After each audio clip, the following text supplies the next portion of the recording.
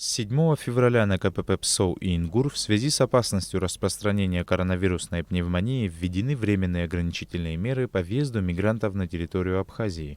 В частности, въезд запрещен гражданам Таджикистана, Узбекистана, Китая, Северной Кореи и Киргизии. За время работы Государственной миграционной службы в период с 7 по 11 февраля на КПП ПСОУ был запрещен въезд на территорию Абхазии 47 гражданам Таджикистана, Узбекистана и Киргизии. Всех этих трудовых мигрантов, иностранцев, неважно, мы не пропускаем. Как происходит процесс?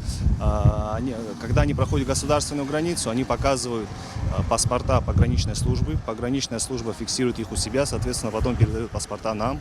Мы фиксируем у себя, объясняем им ситуацию, что это все связано с вспышкой коронавируса, и отправляем их обратно. Мы объясняем, по сути, показываем им распоряжение за подписью исполняющего обязанности президента. Объясняем, что это временные меры.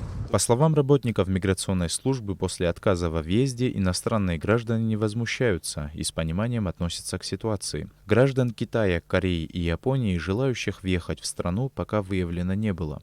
Ограничительные меры не распространяются на мигрантов и туристов из других республик.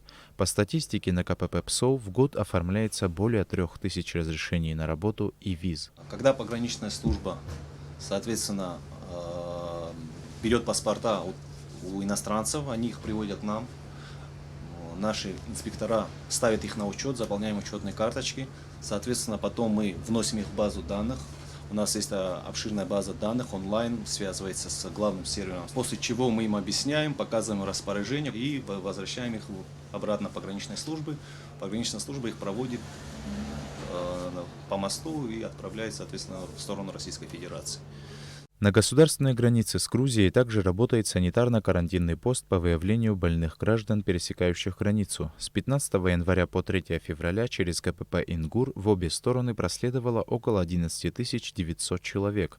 Было выявлено 5 заболевших гриппом. Согласно приказу министра здравоохранения Абхазии, бригады врачей будут работать на абхазо-грузинской границе до 1 марта. Что касается остальных случаев, то, по словам специалистов, прежде чем выдать разрешение на работу иностранным гражданам, они обязательно проходят медицинское обследование. При выявлении серьезных заболеваний миграционная служба вынуждена их депортировать. Ограничения на въезд мигрантам и лицам, приравненным к ним, будут действовать до 7 марта 2020 года.